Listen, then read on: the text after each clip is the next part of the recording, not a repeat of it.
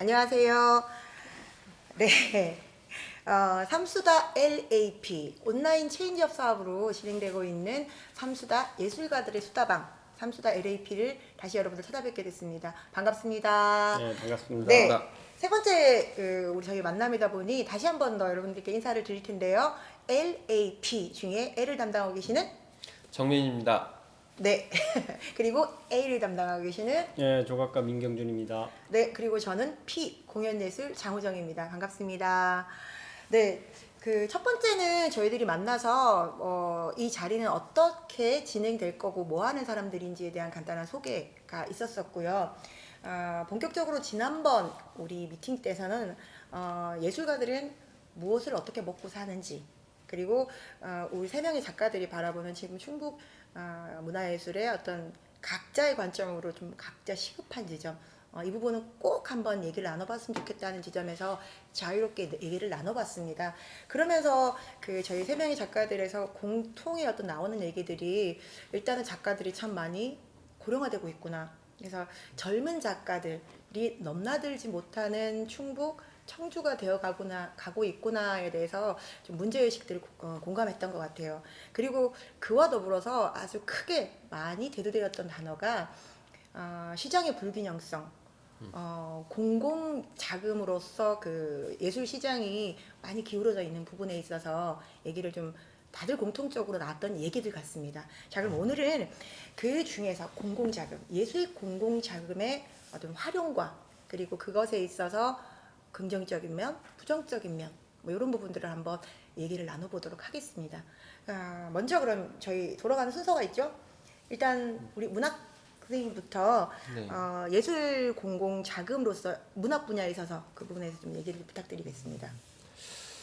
저희 공공자금 하면 아마도 크게 본다면, 그러니까 중앙정부의 자금, 그다음에 지방자치단체 자금 이렇게 나눌 수 있을 것 같고, 그것이 대부분 문화재단을 통해서 나오는 자금이 있고, 그다음에 보조금 형태로 지자체에서 직접 이렇게 나오는 형태가 있는데요.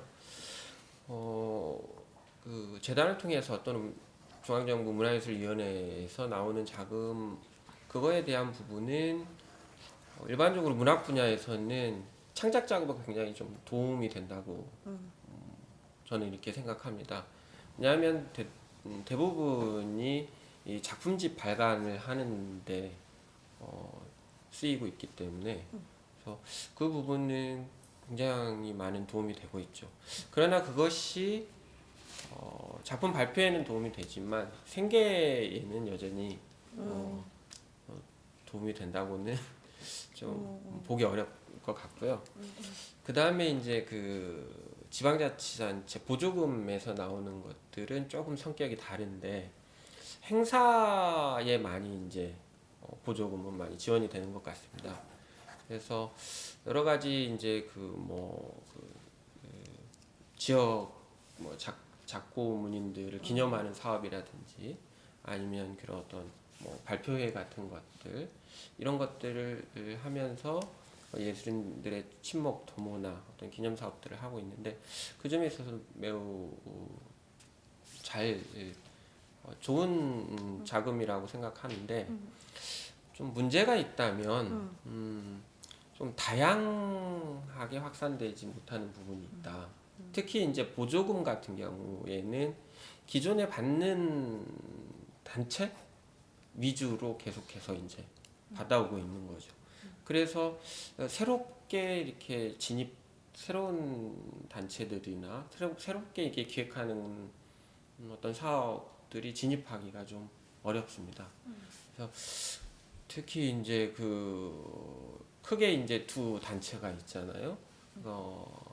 문인협회와 작가회의가 있는데 그 두 단체가 그것도 또 한쪽으로 굉장히 쏠려서 계속해서 그러니까 관행적으로 지원이 되는 그런 부분에 있어서는 좀 다시 생각해 볼 지점이 있지 않겠는가.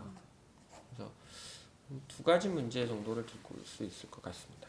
우선 여기까지 말씀드리겠습니다. 네. 일단 문학 분야에 있어서는 공적 자금, 공공 자금이 네. 아주 긍정적인, 그러니까 가뭄의 단비 같은 존재이다. 네, 작품 어, 발표를 할 수 네. 있는 그러나 이제 네, 그 작품. 뭐 신생 단체들의 그 진입이라든지 아니면 그 사업의 다양성 뭐 예. 이런 부분들에 있어서는 좀 아쉬운 부분이 있다. 네. 뭐 이런 부분 간단하게 말씀해 주셨는데 그것에 관한 어떤 대안들은 다시 한번 또 얘기를 한번 해보도록 하겠습니다. 미술 부분은 어떠신지 선생님?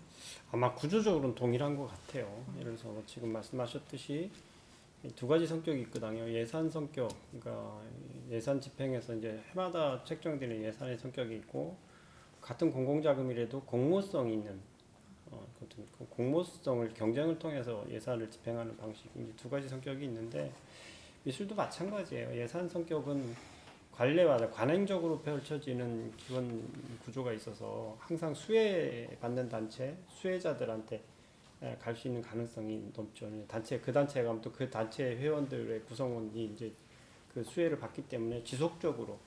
근데 또 그게 또 긍정적인 측면이 있어요. 뭐냐면 물론 그 혜택을 못 보는 그 외 작가들한테는 문제가 되겠지만 예술 특성상 지속해야지 뭔가 브랜딩되고 뭔가 이렇게 만들어지는 구조가 있기 때문에 불가분한 관계도 있어요. 그러나 어쨌든 고민거리고 두 번째는 이제 공모 성격을 가지고 있는 공공자금이죠. 이 둘 다 이제 예산이 적냐 마냐를 떠나서 그 예술 창작 기반을 활성화시키고 특히 이제 실험 활동이라든지 이런 것들을 증대시키는 데는 현저하게 아주 현격하게 공헌을 하죠.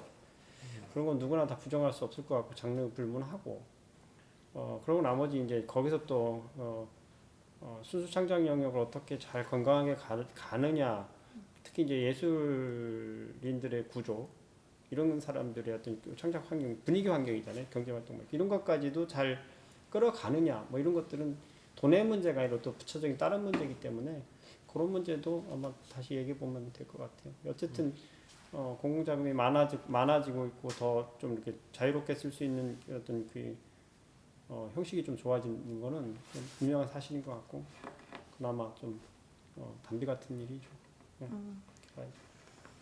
그렇죠. 사실 뭐 이 얘기는 공공 자금에 관련된 뭐 긍정과 부정을 얘기를 하자면 이건 뭐 답정 너죠. 이건 당연히 있어야 되는 일인 것이고 공공 자금의 영역보다 민간 영역이 너무 현격히 부족하다라고 하는 것의 어떤 그 균형의 문제인 거지 공공 자금 자체의 어떤 뭐 부정과 긍정을 얘기하는 건 사실은 뭐 어불성설인 것 같아요. 공연 쪽도 마찬가지로 사실은 가면 갈수록 저희가 이제 공공 자금으로 어떤 그 창작 활동 아니면 뭐 순회 공연이라든지 여러 그 뭐 이건 예술 복지라고도 할 수 있을 것이고 그래서 크게 창작이라든지 어떤 그 뭐죠 갈래 딱 콘텐츠 예를 들면 충북의 문화예술을 중심으로 무엇을 중심으로 하는 어떤 창작 사업과 그리고 두 번째는 어떤 만들어진 어떤 예술 작품들을 익히 얘기하는 막 문화 소외 지역으로 이제 그 그러니까 순회 공연들을 하는 이렇게 이제 그 지원이 이제 크게 나눠지면 어느 곳이든 다 필요한 일들이고 좋은 일이긴 하나 이 사업이 크게 두 가지로 제가 이제 그 일단 시작하기 전에 분명 없이 공공 자금은 더 많아져야 되고 공연 예술 하시는 분들에게 이건 정말 아주 감사한 자금이고 가뭄의 단비다. 두 가지가 근데 이것이 가지는 제가 좀 우려하는 면들이 있는 건데 첫 번째 같은 경우가 그 창작자들 저희 이제 예술가들이 처음에는 그 의도 순수하게 내가 원하는 방향이 이런 것이었는데 내가 이 지원 사업에 이런 것에 응모할 수 있겠구나 공모할 수 있겠구나 그래서 내 의도와 그리고 그 결과가 합치되어서 행복한 활동들이 있을 수 있는데 요것들이 어떤 패턴화가 생기다 보면 그 다음에는 저기에 맞게끔 나를 요렇게 깎으면 되겠구나라고 하는 게 자꾸 훈련되어지는 면들이 확실히 좀 있는 것 같아요. 그렇죠. 물론 이것에 관한 자정은 결국 예술가 본인이 가지는 부분들일 텐데 공공 자금의 어떤 그 아주 부정적인 부분을 찾아내자면 예술가들의 이런 그 자기 본질을 잃어버리는 뭐 이런 부분들이 좀 있는 것 같고 두 번째 같은 경우는 저희들이 이제 공연을 가요. 그래서 뭐 이거는 다른 선생님들은 어떨지 모르겠지만 내지는 뭐 창작 공연을 해서 공연을 올립니다. 그래서 공연을 오라고 하면 다 당연히 공짜인 줄 알아요. 아, 네. 다 당연히 공짜인 줄 알아요.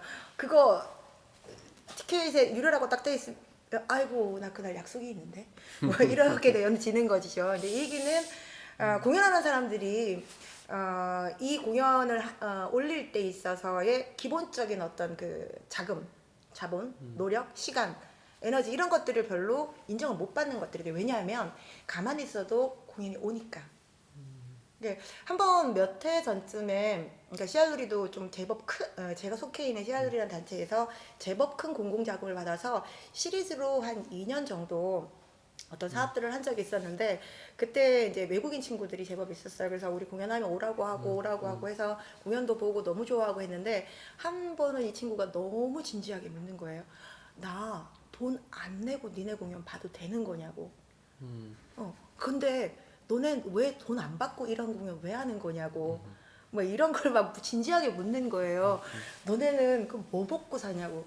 그러니까 몇 번은 고맙게 왔다 갔다 하고 그 친구가 올 때마다 티켓비 안 받아도 돼 그러면 조그만 선물 사갖고 오고 어떠고 하다가 한 번은 이제 뒤풀이 자리가 있어서 그런 얘기를 하다가 너넨 부자들이냐고 다들 뭐 이런 얘기를 한 적이 있었어요. 근데 그 얘기를 들으면서 장황하게 이건 정부에서 지원을 받고 지자체에서 돈을 받아서 우리가 공연을 하는 걸 이렇게 많은 사람들에게 보여주는 게 우리의 그거야. 대한민국 되게 좋은 나라구나. 뭐 이런 얘기를 나눈 적이 좀 있었거든요. 이런 것처럼 공공자금 영역들이 넓어지는 건 굉장히 좋은 일이긴 하나 이게 자칫 잘못하면 예술 소비자들도 그리고 예술 생산자들도 좀 길들여지게 만드는 부분들 자생적으로 만들어지는 시장들이 좀 줄어들게 되는 부분들을 좀 초래하는 게 아닌가라는 좀 우려 이건 그런 부분들이 있어요. 네. 그러니까 그 부분은 우려가 아니라 굉장히 큰 문제라고 볼 수가 있는 거죠. 그러니까 지금 우리나라에서는 그래도 서울 위주로 그런 시장들이 있는데 지금 충북 지역에서는 그런 시장들이 그러니까 민간 시장이라고 많이 이제 볼 수 있는 거죠. 거의 없다고 봐야죠. 저는 그렇게 생각합니다. 거의 없다고 봅니다. 다만 공연이나 미술 쪽은 훨씬 더 심할 것이고 다만 조금 있다고 본다면 문학 쪽에서는 그래도 이 애들 일어나면 책을 그래서 서점 가서 사서 보기 때문에 요즘 또 뭐 인터넷 서점도 많이 하고 하기 때문에 그런 부분에서는 문학 쪽에서는 아직 민간 시장이 죽지는 않았으나 전체적으로 예술 전체적으로 본다면은 충북의 민간 시장은 거의 죽었다고 저는 봐야 될 것 같은데. 참 아픈 현실이죠. 이건 뭐냐면 그 민간 시장을 둘로 나눠볼 수 있거든요. 소비 시장과 예산 시장 이렇게 예산 시장은 초토화돼 있고. 그나마 조금 이제 기획사에서 하는 있는 것들이 있는데 시각 같은 경우는 거의 초토화됐다라고 보는 견해고 두 번째는 소비 시장이라고 얘기하면 이제 대중 소비 시장을 얘기하는데 시각은 사실은 그거를 별로 기대하지는 않았어요. 왜냐면 그 특성이 그래요. 왜냐면 작품의 개인 소유화의 과정을 워낙 200년 넘게 100년 넘게 이렇게 그런 줄만 알았잖아요. 그리고 지금 완전히 환경이 바뀐 거고. 근데 현대사만 보더라도 그 모든 전시가 다 꽁으로 보여줄 수밖에 없었던 구조가 있어요. 갤러리를 통해서 보여주는 것에서 마케팅, 소위 말해서 소비를 만들어내는 것이 아니라 소유하는 데서 소비를 만들어낸다라는 게 이제 미술 시장의 구조였었거든요. 근데 이제 이 부분들이 이제 파괴되고 이 부분들이 이제 사실 실효성이 좀 떨어지고 막 이러면서 이제 문제가 생긴 거죠. 더군다나 지금 공공자금이 가지고 있는 예산 범위가 확대되고 거의 편중되다 보니까 이제 민간 소비 시장 그러면서 그림 한 장 갖다 집에 걸고 이런 것들이 거의 인식 속에서 사라져가는 과정이라고 볼 정도로 이게 심각한 문제인데 그래서 저는 좀 생각이 좀 이런 부분에 좀 생각을 좀 몇 번 해본 경험이 있어서 이렇게 말씀드릴 수 있어요. 지금 공공자금 가지고 예술가 내지는 예술단체를 지원하는 것이 과연 예술가들의 활동 기반만 지원하는 것이냐 소비시장을 진작하는 방법으로 지원할 수는 없느냐. 사실 우리나라 좀 미술은 좀 시도를 했었거든요. 근데 그게 이제 실효성이 있느냐 없느냐는 차지하고 시도를 했는데 그럼 그것의 예산도 또 공공자금을 기대서 하는 것과 그냥 맨바닥에서 그것이 가능하겠냐 뭐 이런 것들이 이제 고민거리인데 현실적으로 어려워요. 불가능하고. 저도 우리 협회를 통해서 이제 민미업이라는 것, 그다음에 개인 활동하고 있는 그 무미아트라는 걸 통해서 몇 번 놓고는 해봤어요. 현실적으로 너무 힘들어. 그리고 현실화된 게 효과를 누리는 건 거의 불가능적으로 힘든데 그래도 작게는 경험을 해봤어요. 작게는 대여라든지 아니면 장기 임차 방식으로 한다든지. 문제는 뭐냐면 그 경험치를 살려줄 수 있는 예산 내지는 살려줄 수 있는 공공자금이 없다라는 거예요. 예를 들어서 뭐 공연 티켓팅 하게 해놓고 티켓팅이 들어오면 그것을 증대시킬 수 있는 이게 이제 그 우리 예술 정책 공공자금 정책이 좀 예술 공공자금 이 정책이 조금 바뀌어야 되지 않을까. 지금 현재 경영 마인드나 경영 정책상 이런 부분보다는 워낙 힘든 창작 기반 조성 그러니까 지속 활동만이라도 좀 해달라 해줬으면 좋겠다라는 성격의 비용이 예산이 전부지 않을까. 그래서 이제 점차 예산도 더 늘어나고 그러면서 좀 이런 경험을 통해서 좀 바뀌겠죠. 바뀌어야 되고 아마 가능할 거라고 봐요. 뭐 지금 세 분야의 얘기들을 좀 동의합니다. 자연스럽게 나누다 보니 지금 공공자금의 어떤 지원 사업들의 방향들이 보면 창작 기반을 그렇죠. 그리고 창작 활동들을 좀 지원하는 워낙 어려운 방향으로 만들어져 있는 부분인데 일단 이런 부분들이 당연히 이 부분들은 1순위가 돼야 되는 건 당연하고 근데 그 다음에는 이렇게 만들어진 차제에 어렵게 만들어진 어떤 창작 기반들 그리고 창작물들이 조금 더 그 소비 시장으로 나갈 수 있게끔의 통로를 만들어주는 어떤 방향으로도 지원 사업들이나 어떤 제도나 정책들이 좀 만들어질 수 있으면 당장은 이 돈으로 우리가 이렇게 막 가래로 막고 이렇게 갈 수 있으나 정말로 건강한 예술 소비 시장들이 만들어지려는 방향으로서의 어떤 그 지원 사업, 공공자금의 어떤 사용들이 좀 유도되었으면 좋겠다. 뭐 이런 얘기들이 좀 만들어서 세 번 다 같이 얘기를 한 것 같아요. 자, 그러면 그 다음으로 잠깐 얘기를 넘겨서 요런 얘기들 한번 해볼까요? 우리 공공자금, 그러니까 지원 사업으로 봤었을 때 그 지원 사업을 운영하는 방식에 있어서의 어떤 뭐 합리성, 아니면 좀 아쉬운 면들, 뭐 이런 부분들에 있어서 아마 많은 분들이 얘기를 좀 하시는 부분들이 있을 텐데 간단하게 어떤 뭐 장르 안에서 얘기되는 부분이 있으면 한번 얘기를 좀 나눠볼까요? 그러니까 문학 같은 경우는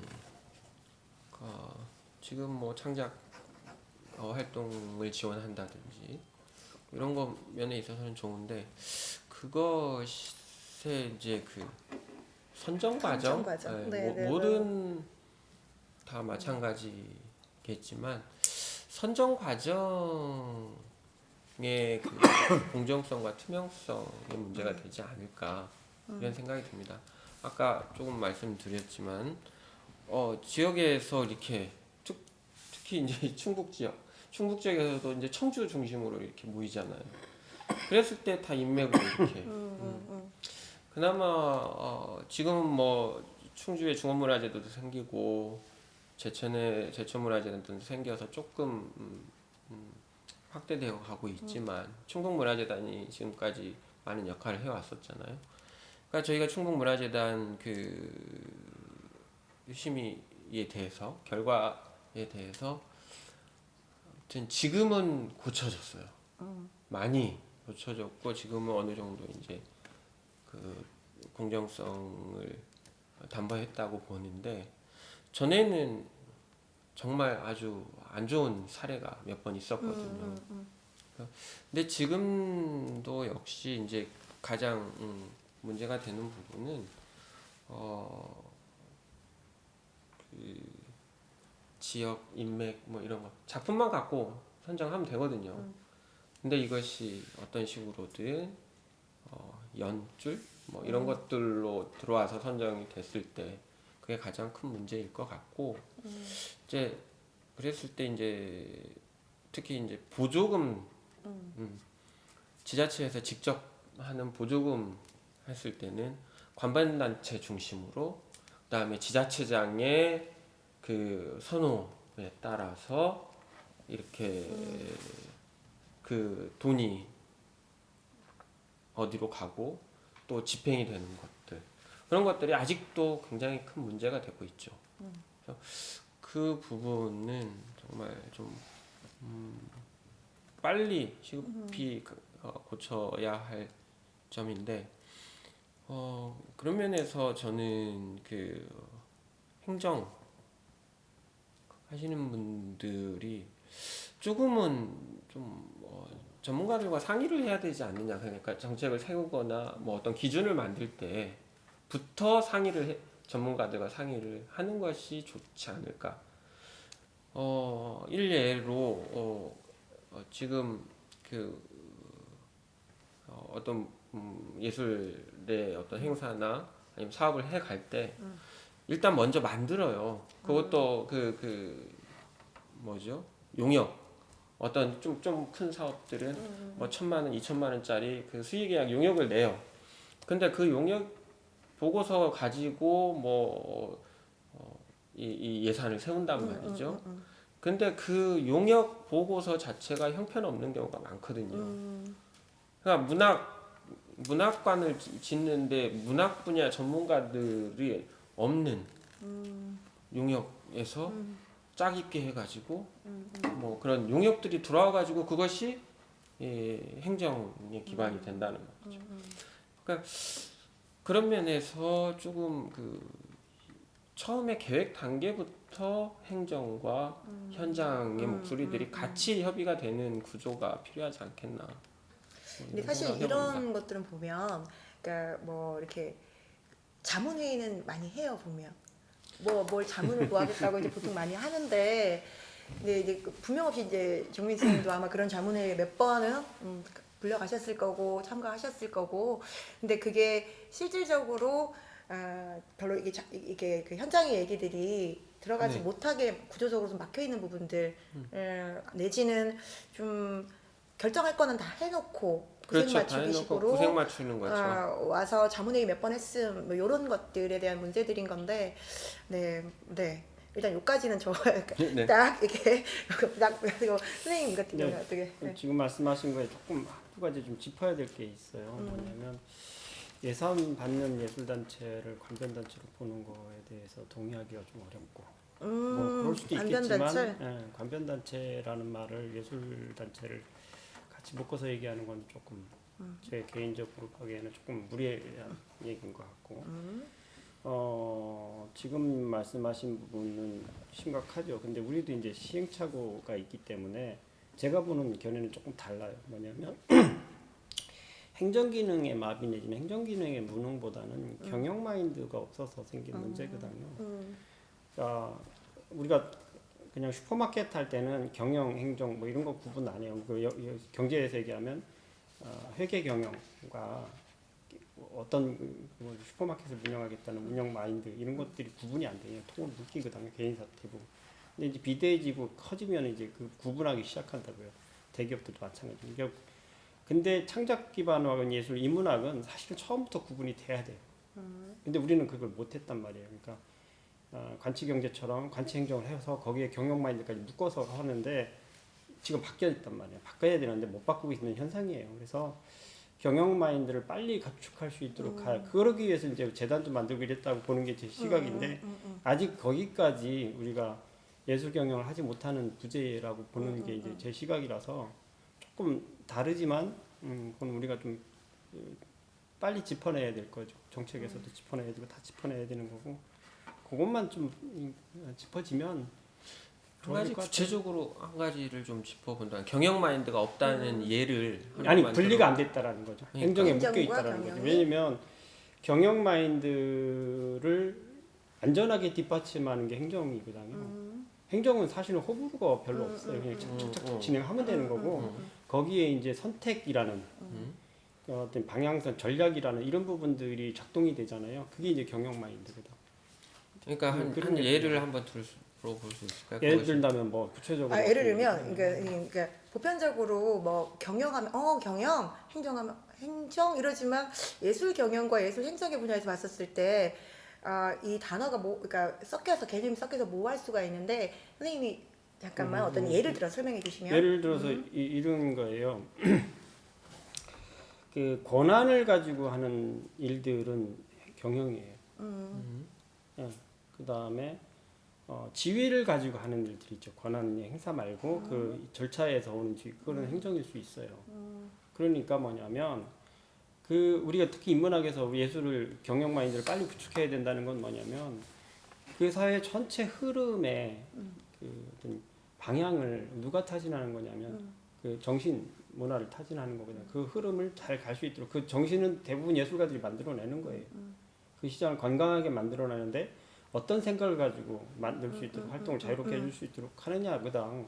근데 그게 행정으로 하는 건 아니거든. 네. 묶여 있어서 그래요. 그래도 어려워요. 제가 잠깐 이해하는 거로는 그러니까 저는 살짝 그 우리나라에 잘 쓰지 않는 용어라서. 그러니까 제가 이제 선생님 말씀 들으면서 이렇게 구분해서 생각할 수 있구나라고 이제 그냥 잠깐 드는 생각인 건데 저는 아까 이제 그 지원 사업의 운영에 대해서 얘기를 하면서 그러니까 이런 부분들은 좀 과감하게 한번 시도를 할 필요가 있겠구나. 우리가 지난 시간에도 잠깐 얘기를 하면서 다 없어져 봐야지 귀한 줄 알지 뭐 이런 것처럼 제대로 바닥을 치지 않으려면 기왕에 이렇게 정말 공공 영역의 자금들도 좀 넓어지고 예술 시장의 영역도 넓어지고 있고 이렇게 됐을 때 이게 정말 좋은 예술가 그러니까 좋은 예술 작품과 좋은 예술 활동 쪽으로 양질의 것들을 더 그러니까 기울어지게 되고 이러면서 사실은 공공 영역 안에서도 이게 잣대들이 만들어지는 기능들을 할 텐데 그렇죠. 지금은 지역이다 보니 아까 이제 심사에 대한 얘기들을 했었는데 어떻게 보면 저도 뭐 심사위 자리에 몇 번 들어가다 보면 야 약간 이거 현장에서 특히 다른 미술이나 이제 문화가 모르겠어요. 특히 공연 예술 쪽은 들어가면 다양한 공연 예술 그러니까 예를 들면 뭐 연극, 뭐 춤, 전통 이런 부분들이 한꺼번에 심사가 돼요. 그러다 보면 장르의 어떤 알력 같은 것도 있고 그리고 또 그날 왔던 심사위원들 사이에서 그 관계성도 있고 근데 이러면서 적당히 그 한 반나절 정도 안에서의 그 약간 예민하고 피 튀기는 그 안에서 적당한 결론이 나와지는 거예요. 사실은 심사위원들도 그렇게 심사하고 봤었을 때 그 이후에 벌어지게 되는 그만한 공적 작업으로 이만한 활동들을 이만하게 결론이 되어지는 거에도 사실은 책임지지 못하는 부분들이 있는 거거든요. 그렇구나. 지금 아까 정 선생님 얘기하는 거하고 저하고 그다음에 정 선생님 얘기하는 거를 심사 과정에서 이렇게 얘기하면 저도 동일한 걸 느껴요. 근데 개선점을 어떻게 찾느냐 그러면 참 쉽지 않은데 제가 어느 자리에서 한 번 이런 얘기를 했어요. 저도 심사를 좀 제법 들어가 봤어요. 그런데 개인적인 경험을 토대로 100%라고 얘기하면 좀 민낯이 좀 그렇고 95%, 99%라고 얘기하면 작품에 대한 그러니까 미술만 놓고 얘기해 그 용어를 미술 용어로 쓸 수밖에 없어서 조형론이나 어떤 작품의 작가론이나 아니면 작가가 가지고 있는 구현 방식이나 이런 것들을 논쟁하면서 논의해보면서 심사를 해본 경험이 한 번도 없어요. 단 한 번도 없어요. 예를 들어서 뭐 심지어는 저게 안전하냐 누구 거냐 여긴 뭐 장르 구분하고 심지어 심각할 때는 알게 모르게 눈치 보면서 어느 출신이냐, 그렇죠. 어디 나왔냐 이런 얘기까지 나오는 사례는 봤어도 저희는 누구 제자냐까지 얘기 나와요. 그렇다는 얘기는 일단 그게 1차적인 문제고 두 번째 문제는 뭐냐면 정말 비겁하다고 봐요. 뭐냐면 우리는 함량평가 그러니까 정량평가에서 상위 고위점 하위점을 빼고 합산해서 그냥 하는 산수라는 방식의 평가를 전방위적으로 해요. 그러니까 공무원들도 그것이 정답이다라고 생각을 그쵸. 하면서 지금 현재 행위를 하고 있어요. 저는 그건 하순이라고 보는 거예요. 입장에. 사실은 합의제 심사 전문가들이 모였는데 정말 전문가들이라고 얘기하잖아요. 자칭. 전문가들이 전문적인 토론을 통해서 합의 만장일치는 아니더라도 다수 합의를 이끌어내는 일을 못하는 거예요. 그건 전문가가 아니야. 제가 봐서는 그냥 그 게이머들이지. 그래서 충북만이라도 전국이 그렇거든요. 청주만이라도 한번 좀 그 많은 사업 중에서 한 꼭지만이라도 합의될 때까지 합의 심사를 이끌어내자 할 때까지는 집행하지 말자. 그냥 스텝 바이 스텝 그냥 그냥 가자. 끌어낼 때까지 한번 기다려보는 프로그램 하나 만들자라고 제가 제안을 이렇게 토론회 자리에서 해본 적이 있는데 정책회의에서도 해본 적이 있어요. 근데 못 받아들여요. 그게 경영 마인드라는 거예요. 경영 마인드의 부재 때문에 오는 현상이라는 게 이제 제가 이제 아까하고 연결시키면 심사에서 이런 심사를 해달라고 요청하고 그렇지 않으면 계속 미루겠다. 좀 꿈 같은 얘기지만 충청북도에서 5천만 원짜리 사업을 시각에서 만들어냈어요. 어떤 프로그램을 갖고 와라. 전문가들이 심사해서 합의할 때까지 이건 프로그램을 하지 않고 예산을 계속 처리하겠다. 7명이든 10명이든 합의할 때까지. 저는 합의할 수 있는 작품이 그 당대 컨템포러리 그 동시대에 가장 좋은 예술일 가능성이 있다. 현장성만큼 이렇게 보는 입장이에요. 그래서 전문가들이 전문적인 영역을 발휘하는 심사위원 테이블 자리를 빨리 만들어줘야 된다. 라는 게 이제 강제적으로라도 만들어줄 필요가 있다. 우리나라는 모르겠어요. 좀 센가? 아니요. 그러니까 아까 선생님 말씀 드리면서 이게 사실은 중간에 말씀하신 꿈 같은 얘기라고 했는데 사실은 꿈 같은 얘기를 현실화시켜서 단초를 마련해 보는 일들이 한 걸음 나가는 일이라고 생각한다면 그걸 예술 지형에서 안 하면 어디서 해? 문학에서는 그렇게 해 오고 있으니까. 아 다행이에요. 그러니까 그러니까 문학상이 아마 제일 많을 걸요. 어떤 예술상보다 문학상 제도가 이제 많이 있잖아요. 그리고 뭐 이른바 뭐 신춘문예라든지 그다음에 이제 각 잡지를 통해서 이제 등단 제도 때 이미 이제 그러한 토양이 만들어지는 거예요. 합의제로 기본적으로 이제 하죠 심사위원들. 그래서 아마 이제 문화재단도 처음에는 뭐 이제 워낙 문학 작품 개인으로 내니까 작품 수가 이제 많아서 이렇게 점수로 하긴 하지만 마지막에 합의는 어느 정도 합의제가 되어 있는 상황이라서 이런 것들이 좀 확산돼도 네. 물론 합의제가 100% 좋다고 볼 수는 없지만 보완을 해 나간다면 다른 분야도 할 수 있지 않을까 이렇게 생각을 해봅니다. 네, 저도 과연 이제 그 각 분야의 다양한 관점을, 그러니까 미의식을 갖고 있는 심사위원들이 모여서 과연 합의를 이뤄낼 수 있을 것인가라는 부분에 있어서 좀 걱정되는 부분은 있지만 사실은 시도를 해보아서 안 된다면 이것도 우리의 지금 사실은 현재적인 한계이구나라는 것도 생각해 보는 것들, 그리고 정말 그래서 그해 합의되어서 선정된 작가 작품은 정말로 이 권위를 부여받게 되어져서 그 책임 있게 활동을 해야지는 그렇죠. 그런 어떤 거기서 존재될 게 하나는 있어요. 뭐냐면 합의제 특히 이게 전문 영역이 전문가 집단들을 상대로 하는 거잖아요. 그렇게 해야죠. 그렇기 때문에 합의제를 할 때 전문 영역의 합의가 일어나야 돼요. 그러니까 아까 말씀하신 다양한 장르가 와서 합의하는 건 별 의미가 없어요. 왜냐면 소수에 끌려가기 때문에. 그래서 각기 의견이 다르고 관점이 다른 사람들의 같은 통합 장르의 전문가들의 수위를 어느 정도 보장해놓고 확보해놓고 그들이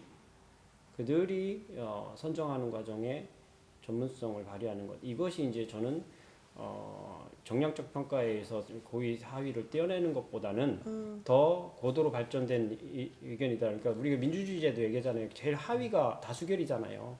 사실은 추천을 통하든 어떻게 하든 수기민주주의, 만장일치제도 이게 제일 선진화된 민주주의거든. 제가 아는 그냥 상식으로는. 근데 우리는 그렇게 못 하잖아요. 그거라면 그렇게 하면 사회주의고 뭐 빨갱이고 뭐 이렇게 나가니까 너무 갔나? 어쨌든 예술문화는 빨갱이가 되든 파랑이가 되든 해볼 땐 다 해봐야 돼. 안 해본 거를. 근데 가장 안 좋은 게 안 좋은 점이 있다는데도 불구하고 현실에 안주해서 계속 그 방법을 쓰는 것은 이게 전근대성이잖아요. 그게 소위 말해 그런 것은 가장 좀 안 좋은 방식 아닌가. 그리고 재미도 없어요. 그리고 덧붙이자면, 그러니까 이렇게 그 심사위원들이 어떤 정말 뭐 수기의 과정을 거쳐서 정확하게 다들 이렇게 누구 한 사람을 선정하고, 그리고 여기서 또 하나 빼뜨리지 말아야 될 건 선정이 되어서 또 실행이 되고, 실행이 되어졌을 때 그 다음에 이제 평가가 되어질 때, 지금의 평가라고 하는 거는 정해진 약속 시간을 했느냐, 너네들은 예산을 정해진 대로 영수증을 납부했느냐, 행정적으로 문제가 있었느냐 없었느냐, 이제 뭐 이런 것들에 의해서 평가들이 만들어지는 거거든요. 근데 그런 부분들은 사실 이건 기본적인 약속인 것이고 이건 당연히 고려이지만 그 다음에 정말 우리가 선정을 하려고 했었던 이유에 부합하고 합당한 예술 활동들이 벌어졌는가에 대해서 이게 좀 그 톡으로 전체로 이 사업 자체를 드라이브할 수 있는 심사위원 책임 어떤 그런 것들이 이렇게 좀 다 같이 크게 만들어져야 이게 앞으로 어떤 지원 사업들이 조금 더 건강하게 흘러갈 수 있는 어떤 방향이 되지 않을까라는 좀 짧은 생각을 해봤습니다. 네, 이렇게 뭐 우리 저 지원 사업에 관한 얘기와 그리고 경영과 뭐 예술 경영과 예술 행정 뭐 이런 얘기들 잠깐 해봤었는데요.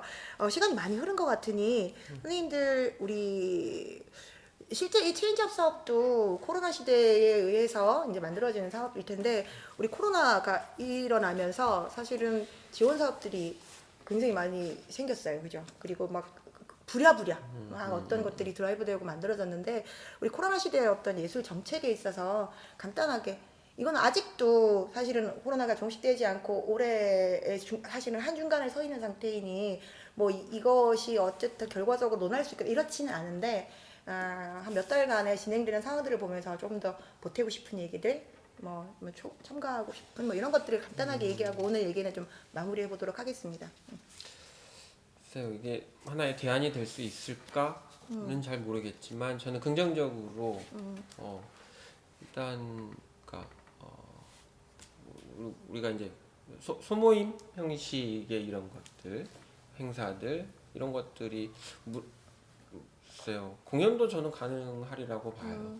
그러니까 대형 공연장만 아니라 요즘 뭐 많이 하고 있는데 문학 쪽에서는 이미 이제 그런 것들이 되고 있습니다. 아무튼 책으로 뭐 하는 것이기 때문에 크지도 않고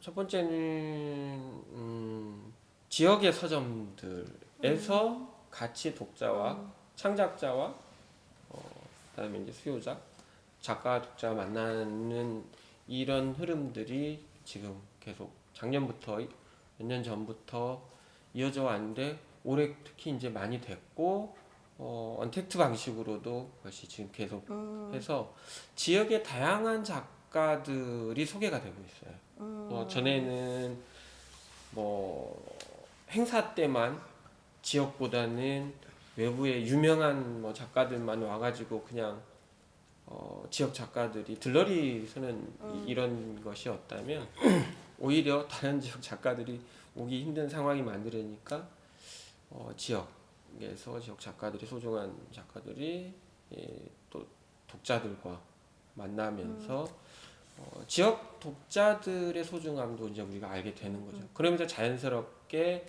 많이는 아니지만 와가지고 책을 사가고 또 꼭 읽고 와요. 또 읽고 같이 만나는 자리가 되고 있고 이제 그런 면에서 저는 이제 문화가 만들어져야 된다고 생각을 합니다. 그러니까 책을 읽는 문화, 아까 저기 말씀하셨지만 티켓 비용을 내는 문화, 그다음에 그림을 보러 갈 수 있는 문화, 그런 문화가 만들어지기 위해서는 학교 교육에서 조금 더 신경을 쓰면 좋겠다. 이런. 그러니까 어렸을 때부터 책을 사서 읽고 도서관에 가서 보고 그림을 보고 그림을 살 수는 없겠지만 그래도 작은 소품이라도 하나 사는 그런 연습들, 그 다음에 가서 설명을 듣고 공연도 마찬가지죠. 공연장에 어렸을 때부터 공연장에 간 친구들은 가게 돼요. 그래서 그런 문화를 만드는 것, 만들다 보면 민간 시장이 자연스럽게 이루어지지 않겠느냐. 문화가 만들어지지 않고는 민간 시장을 억지로 만든다는 것, 돈 많이 아무리 투여해도 그건 어렵지 않을까. 라는 말씀이세요. 네. 네. 그럼 미술 쪽은 선생님 요즘 코로나 시대에 어떻게? 참 코로나19 때문에 가장 큰 고민이 빠진 게 아마 시각예술일 거예요. 제가 봐서는 그래요. 왜냐면 문학도 전달하는 매체의 책이라는 게 있었고 어쨌든 통신을 통해 베타를 통해서든 뭐 이렇게 영상을 통해서도 간접 효과, 홍보 효과를 통해서 직접적인 것보다는 간접적으로도 크게 느낄 수 있잖아요. 공연은 뭐 그 원래 그 자체가 장착이 될 수 있는 여지가 좀 어느 정도 있고. 근데 시각은 이제 딜레마가 이렇게 직접 보는 그 현장성을 가지고 있는, 그러니까 작품을 직접 봐야 된다라는 것과 아니면 그 사진이나 영상을 통해서 보는 것과는 완전히 다른 구조거든요. 근데 이제 코로나로 인해서 직접 보는 구조가 소위 말해서 소실된 거죠. 왜? 이 문제는 뭐냐면 공공자금 가지고 했을 때 생산 지원을 통해서 공급을 하고 향유를 누리는 이런 그 연쇄 기능을 가지고 있거든요. 그 자금 하나 가지고 따로따로 하는 게 아니라. 근데 코로나가 이걸 딱 차단시켰기 때문에 과연 우리가 시각예술 온라인으로 가는 게 맞느냐 안 맞느냐. 물론 온라인으로 갈 수 있는 특성을 갖고 있는 시각예술도 있어요. 그러나 상당한 퍼센트, 50% 넘는 퍼센트가 갈 수는 있겠지만 가는 것이 그 미술시장이가 미술이 가지고 있는 기능, 정말 시각예술이 가지고 있는 기능을 온전하게 향유할 수 있도록 하느냐라는 데서는 저는 되게 회의적이에요. 그래서 따라서 이거 빨리 오래 가면 안 되겠고 한시적으로 가기 때문에 그냥 하는 거고, 그럼 내년에도 뭐 지금 예상으로 내년 하반기까지 간다는데 1, 2년은 참을 수 있겠죠. 그런데 만약에 이게 좀 더 이런 상황으로 문화가 정착이 돼서 간다라면 시각 문화를 생산하고 향유하고 소유하고 이런 전체 흐름이 아마 새로운 변화를 모색해야 될 것이다. 그렇죠.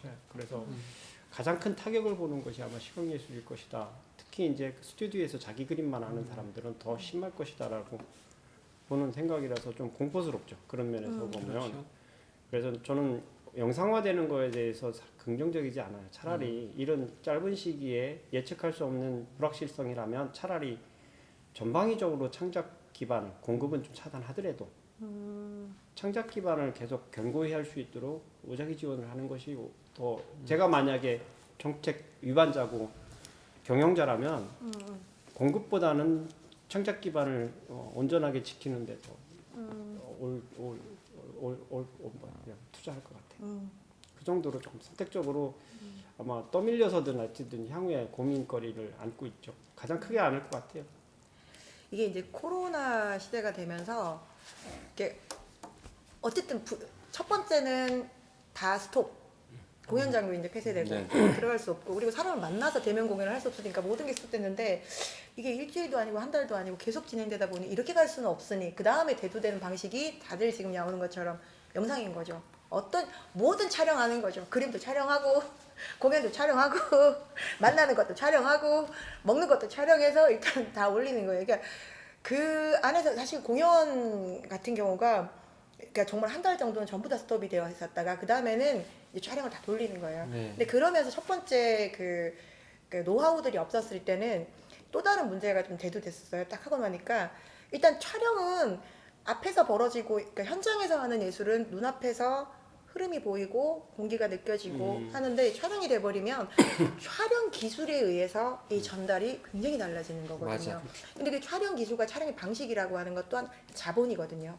카메라가 2대가 서느냐 3대가 서느냐 지미 집까지 올라가는가에 따라서 이거는 어떻게 전달되어, 그러니까 정말 나는 똑같은 행위를 하는데 이게 전달되어지는 감도라고 하는 건 너무 다르기 때문에 이건 또 다른 이 그 계층 예술판에 있어서도 이제 만들어내는 거예요. 그래서 그런 처음에 무작위로 막 촬영을 하다 보니 아하, 이런 문제들이, 그러니까 촬영이라고 하는 것들이 이런 문제들이 생기는구나. 그러면서 어떤 공통의 만약에 어쩔 수 없이 우리는 늘 언제나 컨택트를 지향을 하지만 어쩔 수 없이 이런 것들이 됐었을 때 이런 어떤 촬영의 방식이나 촬영의 어떤 하드웨어 같은 것들은 공통으로 구축해야 될 부분이 있는구나라는 얘기들이 또 나오기 시작하고, 그리고 촬영에 적합한 어떤 환경 같은 것들, 공연장이라든지 이런 것들도 만들어져야 됐어야 하는데 올해 같은 경우에는 뭐 뒤죽박죽이었죠. 모든 공연장 같은 경우가 뭐 막혀 있는 상황들이 더 오래됐었기 때문에 뭐 이런 저런 뭐 것들을 지나서 이제는 뭐 이런 그 온라인 체인지업 사업이라는 것들도 생기고 여러 이제 사업들이 생기는데, 어쨌든 제가 봤었을 때는 이건 저희가 선택적으로 코로나 시대가 끝난다 하더라도 이 컨택트와 언택트는 계속 공존할 수밖에 없는 거라는 생각이 들어요. 우선 하고요. 뭐 백신 나올 거잖아요. 곧. 네. 아니 우리가 백신 만들러 가야지 뭐. 이렇게 또 이렇게 농담으로 끝마치면 네, 그래서 하나 더 얘기하자면 그렇게 숱하게 만들어진 동영상들이 그리고 그 공연 영상들이 함께 좀 공유할 수 있는 어떤 플랫폼들이 좀 구축도 굉장히 필요한 부분이구나라는 생각도 좀 들고요. 그러니까 이런 얘기들은 앞으로도 저희들 짧게 그냥 이 코로나 시대를 지나면서 새 작가가 한번 얘기를 한 것이었으니 앞으로 뭐 저희 여기 밑에다가 자막 달아주세요. 개인적 견해입니다. 달아주세요. 네. 자, 생각보다 길게 진행됐습니다. 세 번째 시간 이렇게 예술의 공공자금과 운영에 대해서 얘기를 나눠봤습니다. 그럼 다음 회에서는 좀 더 다른 모습으로 여러분들께 삼수다 LAP 찾아뵙겠습니다. 안녕하고 끝내줄게요. 준비 시작. 안녕. 안녕.